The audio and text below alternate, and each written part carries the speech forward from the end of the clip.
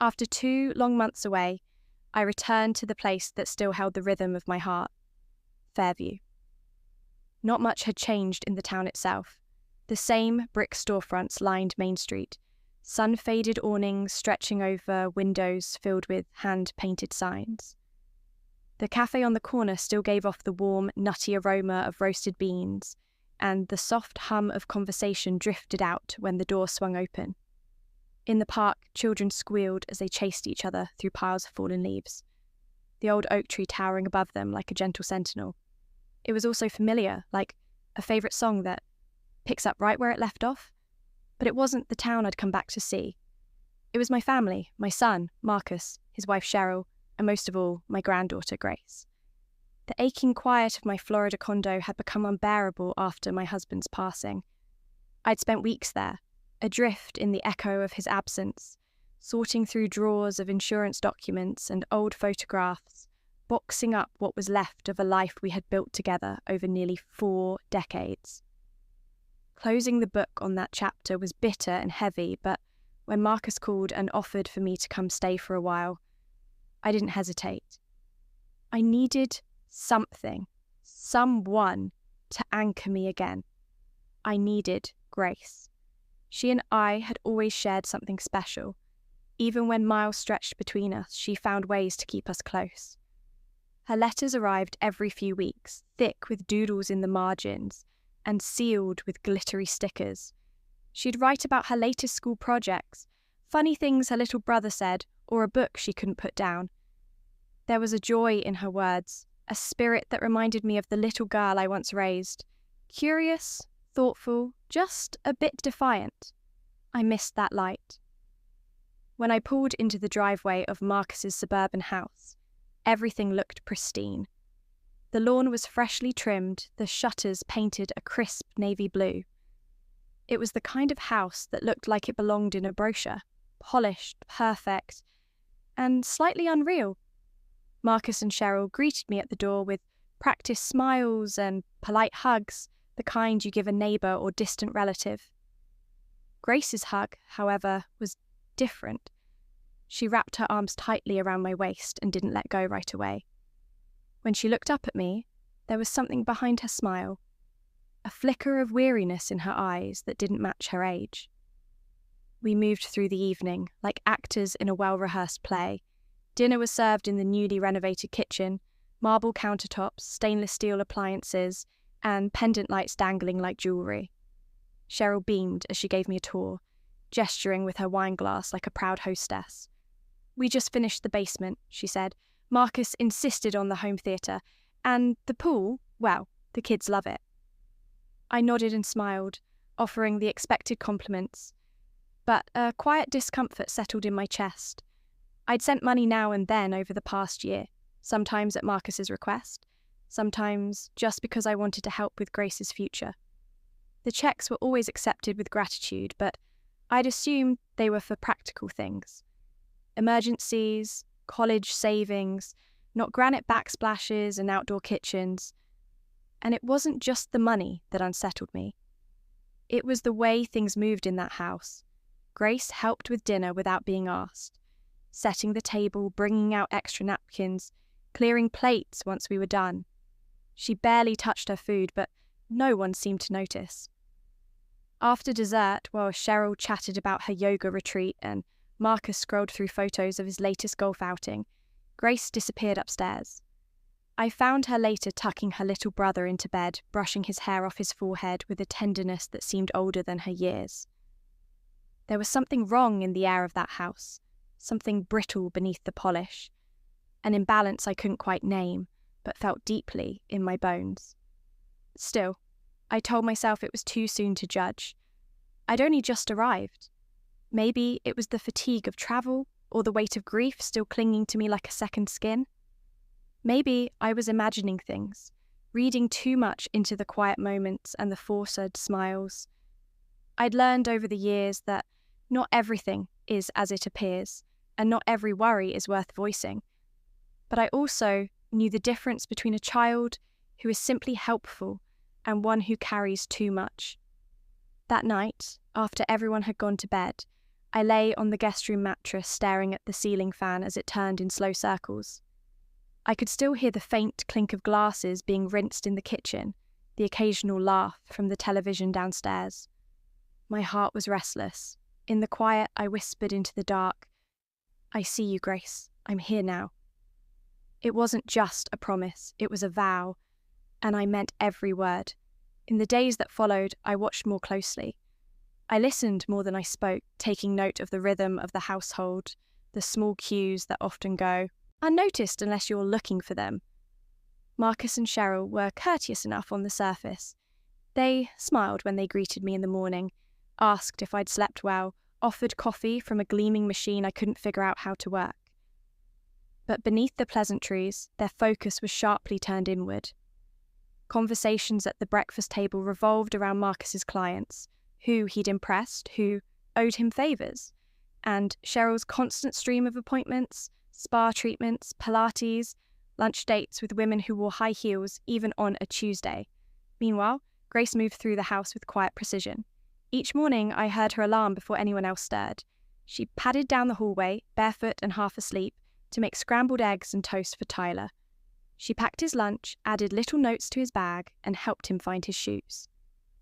I watched as she straightened the kitchen afterward, often without a word, while her parents sipped lattes and read the news on their tablets. She didn't complain, not once, but I saw the way her shoulders hunched a little more each day, the way her smiles faded quicker, her silences stretched longer. They weren't abusive, not in the traditional sense. There were no bruises, no raised voices in the night, no threats, no broken dishes. But what I witnessed was something quieter and perhaps crueler in its subtlety. Grace had become the family's shadow, doing the invisible work, absorbing blame when things went wrong, and shrinking into herself when they praised Tyler for brushing his teeth without help. Cheryl once called her "our little helper" with a dismissive pat on the head, as if that were her entire identity. No one thanked her. No one noticed how much she carried. At dinner, she served everyone before sitting down. At bedtime, she helped Tyler brush his teeth and read him stories. When Marcus laughed about how grateful they were for her maturity, Grace gave a small smile, but her eyes dropped to her plate. And then there was the money. Marcus had no shame in recounting their recent vacation to the Bahamas, painting the trip in vivid, almost boastful detail. The private beach, the all-inclusive resort, the fancy dinners where the waiter knew their names by the second night.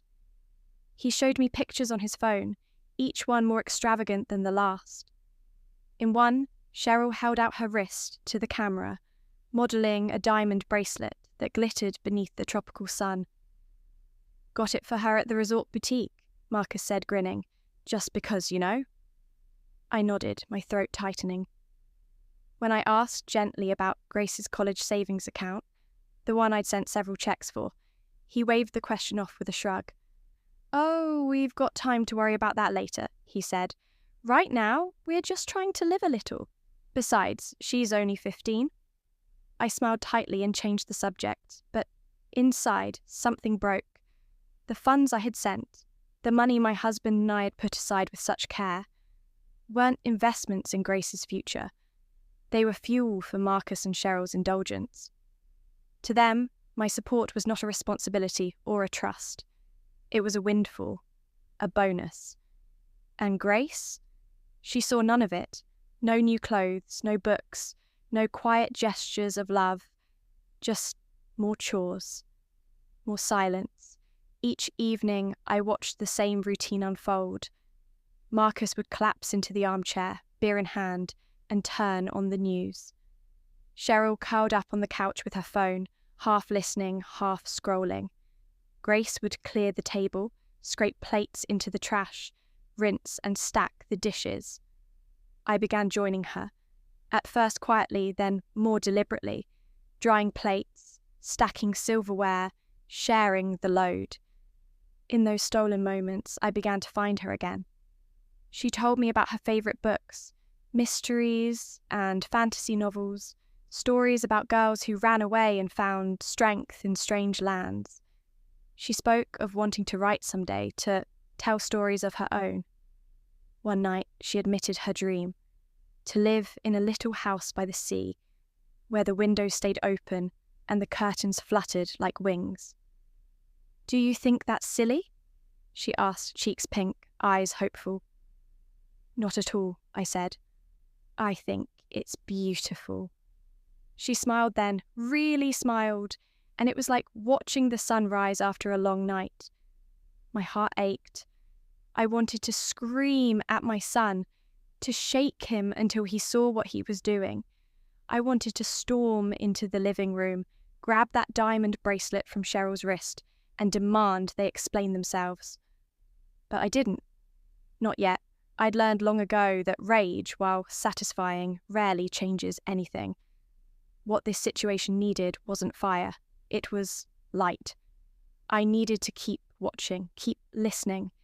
I needed to understand not just what was happening, but how deep it ran. If I was going to help Grace and salvage what little dignity still tethered this family together, I had to be careful. This wasn't just about correcting Marcus. This was about protecting Grace, about making sure she knew she was seen, loved, worth something, and I would, every step of the way. It was a Tuesday afternoon when the mask finally slipped. I was sitting in the den, pretending to read an old novel I'd brought from Florida, but, truthfully, I hadn't turned a page in 20 minutes. Instead, I listened. To the creaks of the house, to the television murmuring in the other room, to the stillness that always settled over the place before Grace came home. At exactly 3:42, the front door opened and closed with a soft click. Grace's backpack thudded onto the hallway floor, followed by the light rhythm of her footsteps heading toward the kitchen. She didn't even get a moment to breathe. Marcus's voice shattered the calm, sharp and raised, slicing through the quiet like a blade. "Grace, get in here. What is this mess?" I froze. There was a specific edge in his voice I hadn't heard before, irritation twisted with entitlement. I rose, heart tight in my chest, and moved closer to the hallway, careful not to be seen. From where I stood, half shadowed beyond the doorway, I could see it all unfold. Marcus stood beside the sink, a dish rag balled up in his fist like an accusation. Water had pooled slightly at the base of the faucet, and a few plates were stacked haphazardly next to the basin. It was hardly what anyone would call a disaster. A normal family might have laughed and said, "Looks like someone was in a rush this morning." But that wasn't the tone in Marcus's voice. Grace appeared in the kitchen, her posture already small, already bracing. "You were supposed to do the dishes before you left," Marcus said, jabbing the rag toward the sink. "Look at this. Are you waiting for a written invitation?" She mumbled something, too soft for me to catch, but it didn't matter. He wasn't listening. "Clean it up, now!" His voice thundered with finality. Then, lower but laced with venom, "And next time, don't make me remind you how to act in this house." I saw Grace flinch, not because of physical harm, but because of the message behind his words. It wasn't just about the dishes. It was about control, about making her small. The rag didn't hurt her when he shoved it into her hands, but the humiliation did. She looked down, shoulders hunched, lips pressed into a thin line. Not in defiance, no, worse, in acceptance. My breath caught, my hands curled into fists. My instinct was to storm in and wrap her in my arms, to pull her away from that moment. But instead, I stepped calmly into the room, my voice cutting through the tension like ice. "That's enough, Marcus." He turned sharply, startled. His eyes widened for half a second. He'd forgotten I was there. "Mum, no, don't mom me." I hadn't raised my voice, but it didn't matter. There was a coldness in my tone that froze him in place. The kind I'd used when he was 10 and tried to lie to me about breaking the neighbour's window with a baseball. Some things never lose their edge. "She just got home from school. You don't talk to her that way." He scoffed, rolling his eyes like he'd done nothing wrong. "She needs to learn responsibility." And you, I said, stepping forward, need to learn decency. I walked over, slow and deliberate, and gently took the rag from Grace's trembling fingers. I didn't look at Marcus again. I focused on her, just her. I placed a hand on her shoulder, warm and steady, and felt how tightly she was wound beneath my touch. The room went silent. Marcus turned and left, muttering something under his breath as he headed toward the living room. Cheryl didn't even look up from her phone. And Grace looked up at me, her eyes wide, and for the first time since I'd arrived, I saw something shift in her. Something delicate but vital. A flicker of belief that maybe, just maybe, someone was finally going to stand up for her. That night, I couldn't sleep. I lay in bed staring at the ceiling, the shadows of the fan slicing slowly across the room. I kept seeing Marcus's face, his irritation, his dismissiveness. I replayed the moment over and over, the rag, the tone, the way Grace shrank into herself without protest. It was so automatic for her, so ingrained. And that was what disturbed me the most. This wasn't a one-off outburst. It wasn't about a few dishes, it was a pattern. A dynamic rooted so deeply that Grace no longer even questioned it.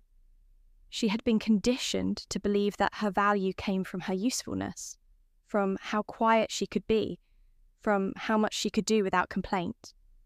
And I had missed it. For years. I had believed Marcus when he said things were fine. I had trusted Cheryl's smiling holiday cards. I had assumed Grace was simply mature for her age. I hadn't seen the signs, or worse, I had seen shadows of them and chosen not to look too closely. But now I had. Now I couldn't see the way Grace's eyes darted for approval. I couldn't hear the silence that followed every scolding, every offhand dismissal.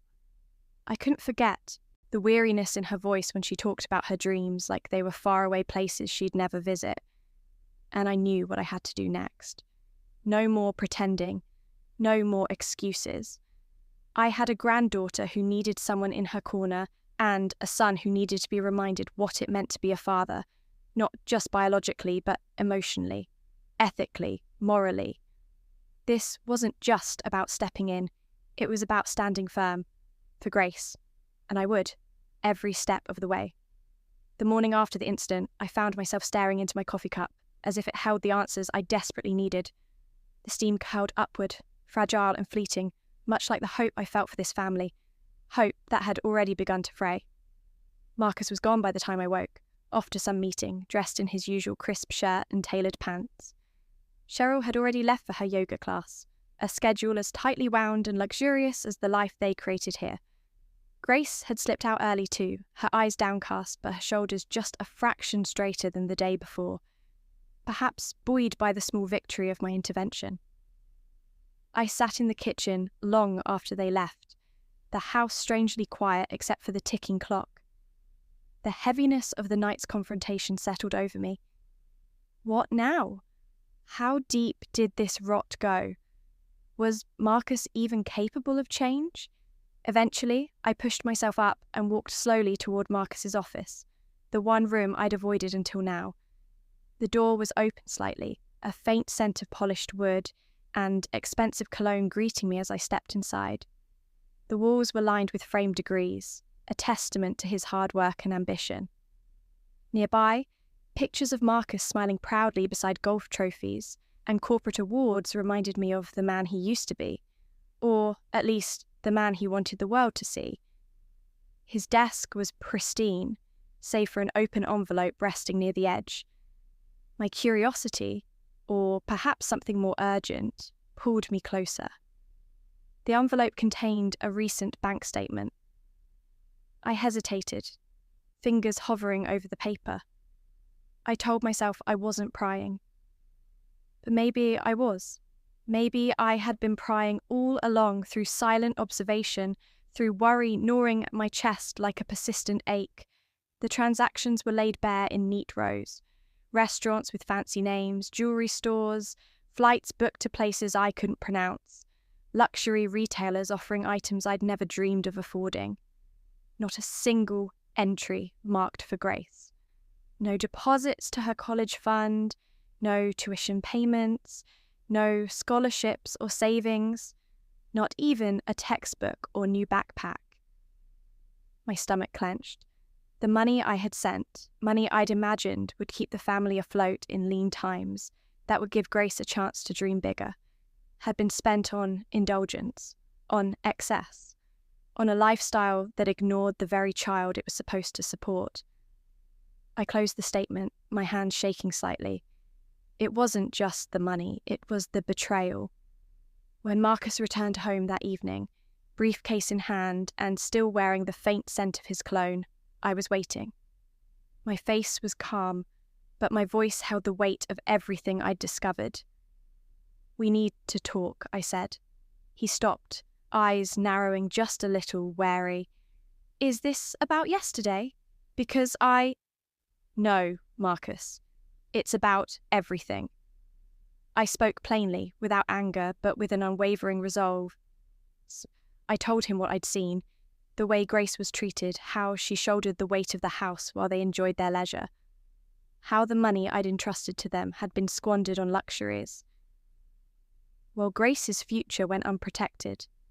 I told him how disappointed I was, how ashamed, how it pained me to watch my grandson's child diminished by choices he had the power to change. His jaw tightened. "You're enabling this, Mum," he shot back, his voice sharp with frustration. "You're making her soft. Life isn't easy. She has to learn responsibility." I shook my head slowly, the disbelief clear in my eyes. "No, Marcus, you don't teach someone strength by breaking their spirit. There's a difference between responsibility and cruelty." The room filled with a heavy silence, a silence thick with years of misunderstanding and misplaced priorities. For a moment, I thought he might argue, might find a way to justify his actions. But instead, he turned abruptly and left the room without another word, closing the door behind him. I sat down hard in the chair, heart pounding. My hands trembled, the adrenaline fading to exhaustion. I had never confronted Marcus like that before. Throughout his life, I had tried to support him, to guide him with patience and love. But now, I realized with painful clarity, I had been blind, or worse, complacent. I couldn't fix this with a single conversation. It was going to take more, much more. That night, after Grace had fallen asleep and the house finally grew still, I reached for my phone and called my attorney. I needed to make some changes, legal, financial, whatever it took to ensure Grace's future was no longer at the mercy of Marcus and Cheryl's whims. This was just the beginning. If Marcus wouldn't take responsibility, then I would. For Grace. Always for Grace. The following week, I became a quiet investigator, a shadow moving silently through the house, gathering pieces of a puzzle that had long been ignored. I asked no more questions aloud. I didn't confront or criticize, not yet. Instead, I watched. I listened. I documented. Every slight, every dismissive glance, every burden placed on Grace like an invisible yoke. I kept a small journal tucked deep in the lining of my purse where I carefully recorded the date, the event, and the words spoken. It was painstaking work, but necessary. I needed evidence, not just for myself, but for Grace, who deserved a chance to breathe free. I saw how Marcus's tone would sharpen whenever Grace tried to speak, how Cheryl's eyes would narrow when Grace asked a simple question. The chores piled endlessly on her small shoulders, while Tyler, the younger brother, was largely excused from responsibility, his mistakes brushed off with a casual shrug. At the same time, I made sure to spend more time with Grace. I didn't want her to feel like she was being watched or judged, just that someone was there, truly present, in her corner. I started driving her to school some mornings, waking earlier than I had in years to sit beside her in the car and talk quietly on the way. "What's your favourite thing to do?" I asked one chilly morning as we watched the sun peek over the rooftops. She smiled shyly. "Write stories. Sometimes I make up characters and worlds, Places where people are kind and things are fair. I nodded. I think that sounds wonderful. You know, stories can change the world. She looked out the window, thoughtful. I wish my world was like that. On afternoons when the weather was warm, we would walk to the park near the house. Grace loved the bench beneath the old oak tree where the light filtered softly through the leaves. One day, she pulled out a sketch pad and began to draw. I watched quietly, not wanting to interrupt. The image slowly took shape, a tall lighthouse standing firm against a roiling, stormy sky. I asked, "Why a lighthouse?" She shrugged, eyes fixed on her drawing. Because it doesn't move, it just stays strong, even when everything around it gets dark. Her words hit me like a weight. Grace wasn't just holding on, she was surviving, barely. She needed an anchor, someone steady enough to hold her when the storms came. That evening, after dinner, when Marcus and Cheryl were out at some event, I found myself standing again in his office, my heart pounding with a mix of dread and determination. This time, I searched for more than bank statements. On his computer, I found emails, financial documents showing something far worse than careless spending. Cheryl had been using the money I'd entrusted to the family as collateral to apply for a second mortgage on the house. And Marcus had taken it a step further. He had used my name to co-sign for a loan on a luxury SUV, one that gleamed like a trophy, but felt like a chain around my neck. My hands trembled as I scrolled through the documents. They had crossed a line, they had gambled with Grace's future and my trust, and lost. That night, I sat beside Grace in her small bedroom. The soft glow of the bedside lamp painted gentle shadows on her face. I didn't want to overwhelm her with the ugly details, but she deserved to know something was changing. "I'm going to make some changes, sweetheart," I said gently. "Things won't be the same anymore." Her eyes widened.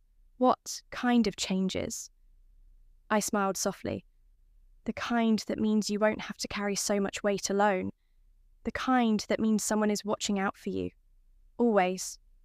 She looked at me like I'd handed her the key to a door she thought had been locked forever. For the first time since I'd arrived, there was a spark of hope in her eyes. This was no longer just about disappointment or disapproval. This was a mission, a fight for Grace's dignity, her future and her childhood, and I would not fail it. The final straw came on a Sunday afternoon, the kind of day that should have been peaceful and full of promise, but instead, it cracked open the fragile shell of what little calm remained in that house. Grace and I had been out walking, savouring the rare quiet moments in the park near the oak tree. She had brought her sketch pad and was lost in drawing the lighthouse once again, her symbol of steadfastness against the storm. As we returned, the sharp voices drifting from the living room pulled us back into the harsh reality. Through the open front door, I saw Marcus, his face flushed red, pacing back and forth while yelling into his phone. Grace froze just inside the threshold, her small frame rigid like a bird caught in a storm's sudden gust. I stepped forward and gently touched her shoulder. "Go upstairs, sweetheart," I whispered, my voice soft but firm. Without hesitation, she turned and slipped up the stairs, the weight of the moment sinking into her every step. Marcus slammed the phone down with a force that made the room vibrate. He turned toward me, eyes blazing with frustration and something darker, entitlement. "We're in trouble, Mum," he growled. "The bank is threatening legal action. They're saying your name is on the papers. We need more money. Now." There it was. No shame, no apology, just another demand, wrapped in anger and expectation. I stood rooted in the centre of the room, gathering my strength. "I know what you did, Marcus," I said, voice steady despite the fury rising inside me. "I've seen the papers, read the emails. You've not only spent every penny I gave you, you've used my name to put yourself deeper in debt. And through all of it, Grace has been the one to pay the highest price." Marcus ran a frustrated hand through his hair, pacing once more like a caged animal. "We did what we had to. Life's expensive." "No, Marcus," I said sharply, stepping closer, my gaze hardening. You did what was easiest. You used me. You neglected your daughter. And now you're trying to make me feel guilty for not giving more." His eyes flashed with anger. "She'll be fine. She needs to toughen up." I lowered my voice, calm but cutting. "Grace is already tougher than you, but she shouldn't have to be. She's not your punching bag or your unpaid servant. She's a child, your daughter." Marcus's face turned ashen, his bravado slipping for just a moment. But then he straightened, trying to regain control. "You're overstepping, Mum." I shook my head slowly. "No, Marcus, this is long overdue. I've spoken to a lawyer. I'm revoking all financial access you and Cheryl have to my accounts. No more money, no more bailouts." His mouth opened, then closed again as if searching for a reply. But I wasn't finished. "I've also contacted Child Services," I said firmly. "Not because you've hit Grace, but because what you're doing, this quiet, relentless psychological weight you're piling on her, it's abuse, neglect, and it has to stop." His expression twisted into disbelief. "You wouldn't?" "I already have," I said simply, then turned on my heel and walked out of the room. Upstairs, I found Grace sitting on her bed, curled around a pillow like a shield. Her eyes were red-rimmed, but there was a fragile light there, a glimmer of something I hadn't seen before. I sat beside her and wrapped my arms around her small frame, holding her close. For the first time since I'd arrived, she didn't hold back. Tears spilled freely, the kind of crying that shakes your whole body, releasing years of silent suffering. I held her until the storm passed, whispering promises of protection and love into her hair. We had both weathered enough darkness. Now it was time for the light. The weeks that followed were far from easy. Marcus fought me every step of the way, wielding anger and bitterness like weapons. His voice was sharp over the phone, laced with veiled threats and emotional blackmail. "You're destroying this family," he said more than once, his words cutting deep, trying to fracture my resolve, but I held firm. With the help of my lawyer, I moved swiftly to revoke every shred of legal authority Marcus had over my finances. Accounts, trusts, documents, everything was rewritten, redrawn, and re-signed with Grace's future as the sole priority. The money I had once given freely, believing it was to support the family, was now safeguarded and earmarked only for her education and well-being. Cheryl made her own attempts. One afternoon, she arrived unannounced, clutching a tray of homemade muffins. Her smile was practiced, her voice too sweet, as if hoping to soften my resolve with the scent of cinnamon and apology. I listened politely, masking the exhaustion behind a calm exterior. When she finished, I looked her in the eye and said plainly, "I will not be manipulated. Not again." Her smile faltered and she left quietly. Amid the legal battles, I focused on Grace. I remembered the summer writing camp she'd once mentioned in passing, a place where she could nurture her dreams away from the shadows at home. When I told her she could go, she blinked back tears, disbelief and hope mingling in her wide eyes. "Really? I can go?" She whispered. I nodded, feeling a warmth spread through me that I hadn't felt in months. For the first time, Grace smiled without reservation. It was as if a tiny seed of joy, long dormant, was finally breaking through the soil. Child Services conducted their investigation quietly but thoroughly. Their visits were discreet, respectful, yet I could see the weight of their concern in their eyes. The official conclusion was sobering. While Grace was not in immediate physical danger, the environment was emotionally neglectful and inappropriate. That assessment, combined with my affidavits and the protective legal measures I'd set in motion, led to me being granted temporary guardianship. Marcus was livid when he learned this. "You're tearing this family apart," he spat during one of our final confrontations. I met his rage with unwavering clarity. "No, Marcus, I'm holding it accountable." With Grace officially under my care, I made a decision that felt both painful and liberating. I sold my Florida condo, the place where I had settled after my husband passed, but where I had felt adrift and isolated. I bought a small, peaceful house in Fairview. It wasn't grand or flashy, but it was perfect. The house had a garden bursting with flowers, an attic with a window perfect for a writing nook, and a porch swing where Grace had already spent hours dreaming aloud about her future. It was a sanctuary, a place where she could be just a child again. We began to rebuild. Grace slowly unfurled like a flower in spring. Her voice, once quiet and hesitant, grew strong and confident. We cooked meals together, laughing over spilled flour and burnt toast. Evenings were spent curled up side by side with books, or talking, not just about the day, but about dreams, boundaries, and the importance of self-worth. I found new purpose too. I started volunteering at the local community centre, helping other grandparents understand their legal rights and how to protect their families. Grace, inspired by her own journey, helped organise a teen support group for kids dealing with difficult home lives. Together, we created a circle of healing, of hope. Though Marcus eventually stopped calling, I came to accept it. Some lessons are learned too late, and some bridges once burned cannot be rebuilt. But I'd chosen the right lesson this time, to protect the innocent, even from those we love most. Grace's laughter became a constant melody in the house, a reminder that light always follows darkness. And as I watched her grow, I knew the hardest battles were worth every tear, every fight, and every moment of uncertainty. Because in the end, love means fighting for those who cannot fight for themselves. And for Grace, I would fight forever. Looking back now, I see everything with a clarity I didn't have before.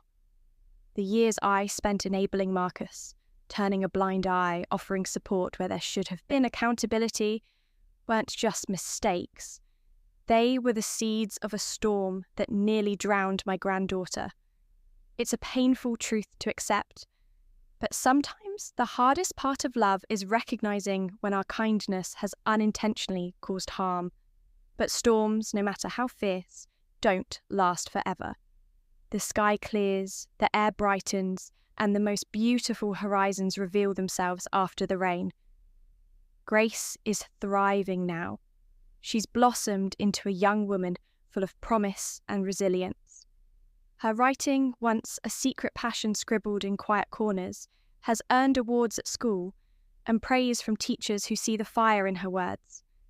She started dreaming bigger, talking excitedly about applying to universities along the coast, places where the ocean stretches wide and the lighthouses stand tall against the wind. She still sketches those lighthouses sometimes, each one a beacon of hope, strength, and endurance. And as for me, I've discovered a new purpose. I'm no longer just a mother, a widow, or a retiree trying to find her place in a world that shifted beneath her feet. I am now an advocate, a guide, a matriarch with a voice that trembles less and roars more. I have learned to stand firm, not just for Grace, but for myself. Protecting Grace gave me the strength to confront truths I once avoided. It gave me a second chance, not just to do right by her, but to reclaim a piece of myself that had long been buried beneath layers of grief and silence. The loss of my husband, the heartbreak of watching my family unravel, it all left me feeling powerless.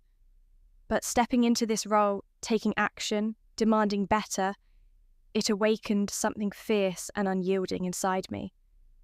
Now, when I look at Grace, I don't see a victim. I see a survivor. I see a young woman who endured more than she should have and came out stronger.